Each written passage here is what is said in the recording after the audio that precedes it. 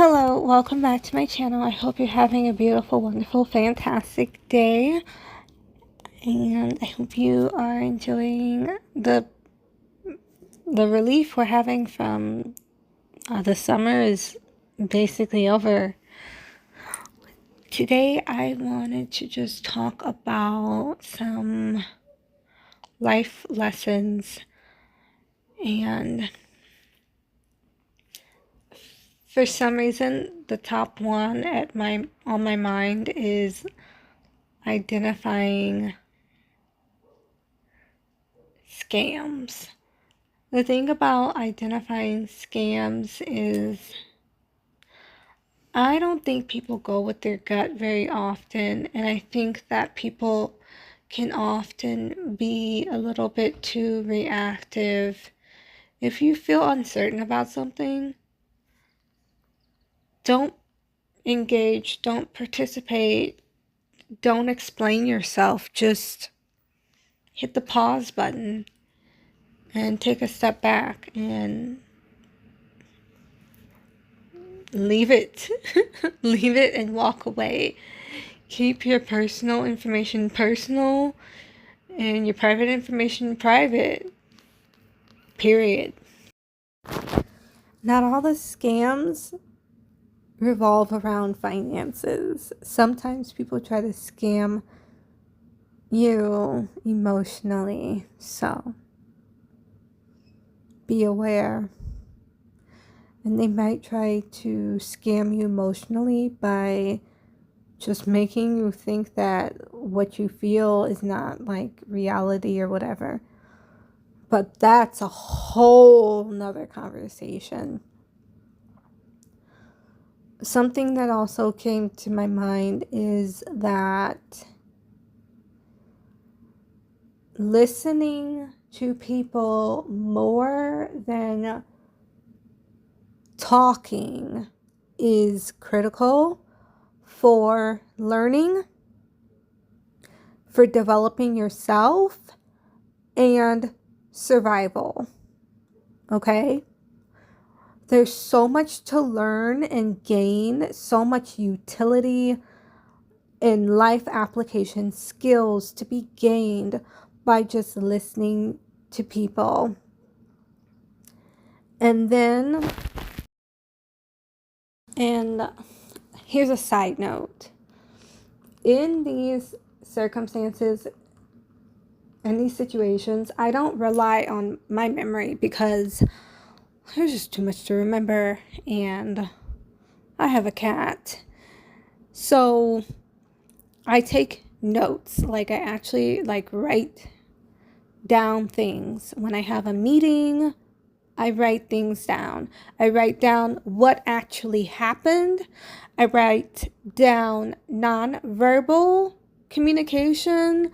I write down, if somebody, coughs, okay, at a significant point in the meeting, I will write that down, okay?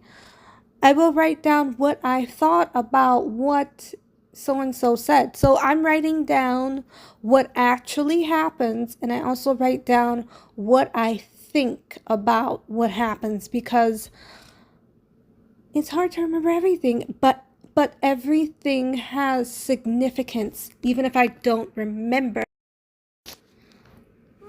A key component of life is being aware of what's going on around you. Part of being aware of what's going on around you is being aware of distractions that may prevent you from remembering what you need to do in the future, and being proactive instead of reactive. So if you know that you are inclined to forget certain things, make reminders for yourself. Just do it. Just do it.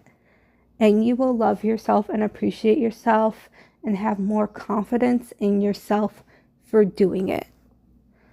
And I guess one example of that is, I usually have a hair appointment at the same time every week. And even though it's the same time every week, usually, okay? But even in those time pockets where there's a consistent scheduling, I do not rely on myself because I am a dynamic, changing person with a life that is unpredictable. So I set a static, set reminder because life gets interesting. It's not that there's anything wrong with me, it's just that life has surprises. It's interesting, and life is life. I set a reminder regardless, period. Oftentimes, and when I say oftentimes, I mean at the minimum, I do this weekly, and frequently I do this every day. But I ask myself point blank, I ask myself, what am I most likely to forget in the next week? What am I most likely to forget to do in the next week?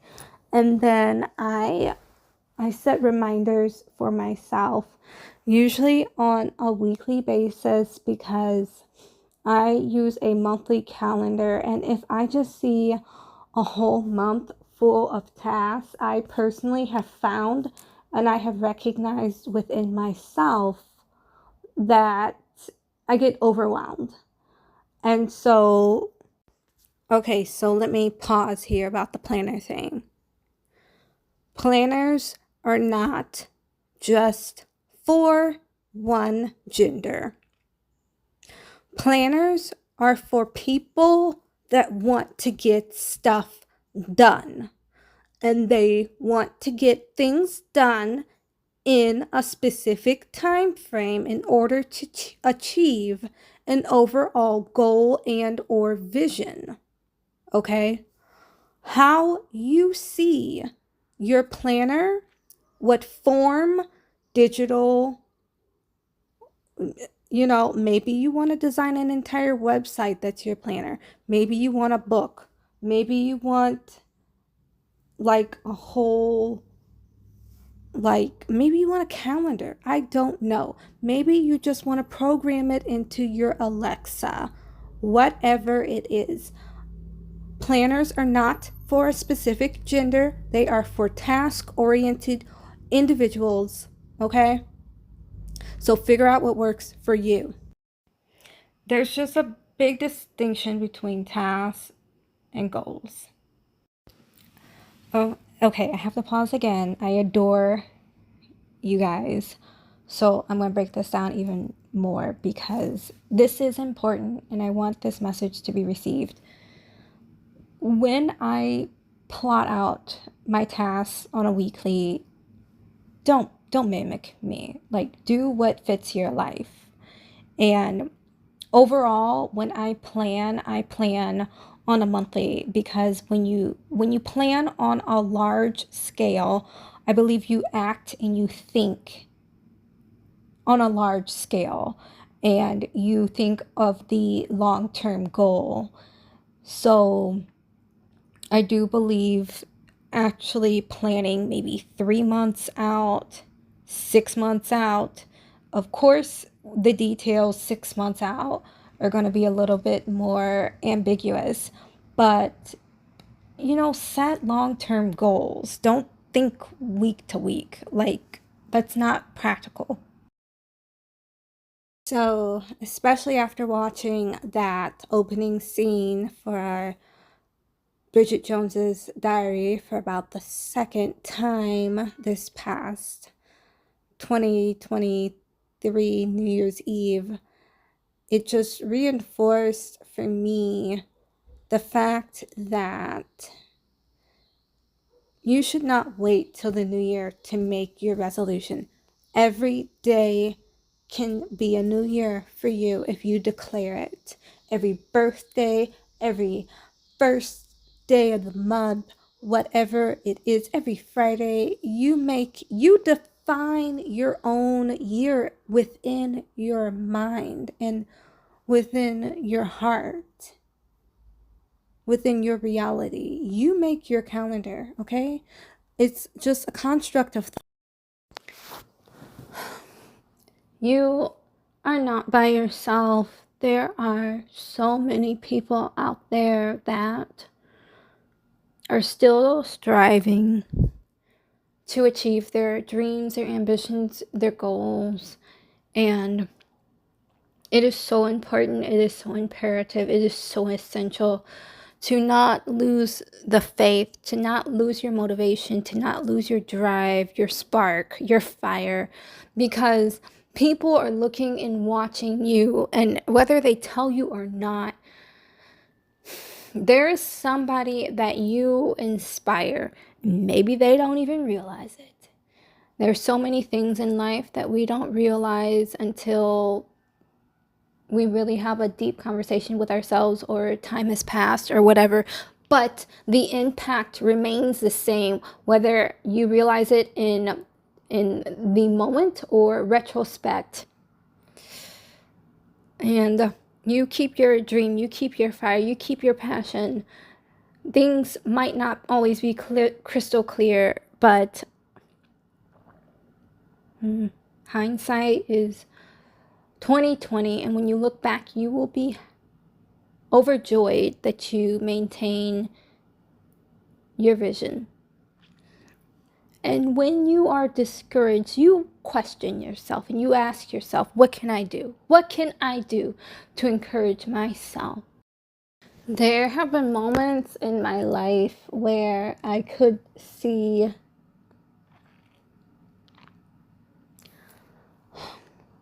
sometimes I think that when you have a dream, when you have a passion, other people that haven't discovered their dream, they haven't identified or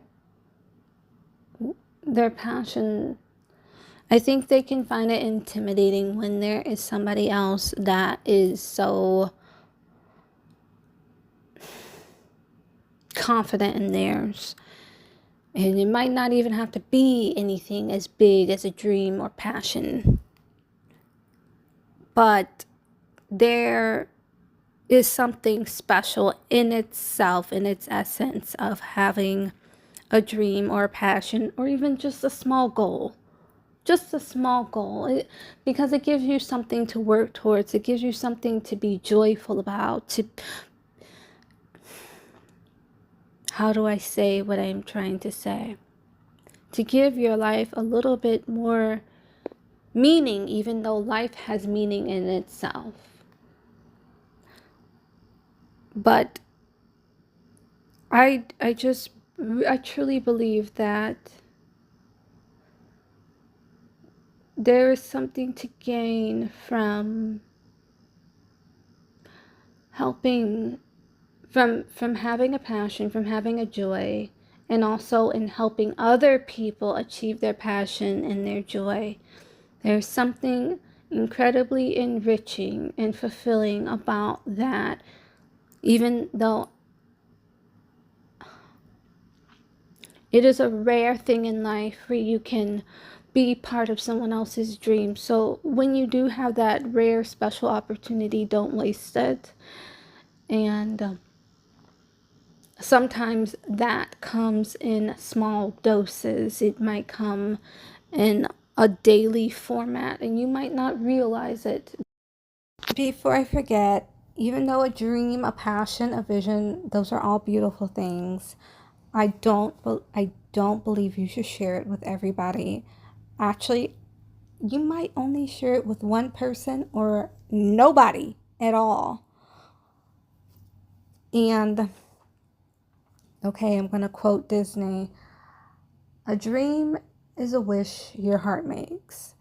And anything that comes from the heart has to be protected, because it is a soft part of us. It is our core. It is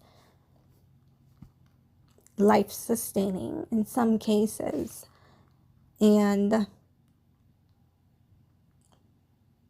life is beautiful in itself, in and of itself, but a dream enriches life and makes it even more Technicolor, when maybe you're living in a pastel world. So guard your heart, guard your dreams, guard your ambitions with people that are actually going to propel you forward. Write your dreams down, however you like to do it. Don't forget them. Remind yourself. Yes, you can. Yes, you can do it. Yes, you can. Forget what they told you. Forget what they said. It does not matter. What matters are your actions, what you see, and what you feel for yourself. What you see yourself achieving, that is what matters. Yes, you can, and yes, you will. You make yourself a plan. You revisit the plan. You revise the plan. You look at your situation. You revise. What I'm trying to convey is the importance of not giving up on yourself, because you have talent. You have talents that you don't even know that you have. You have skills. Okay, skills might not be quite as impressive as a talent, but you also have these skills, these day-to-day things that you can do exceptionally well. And they can be applied to different actions and circumstances.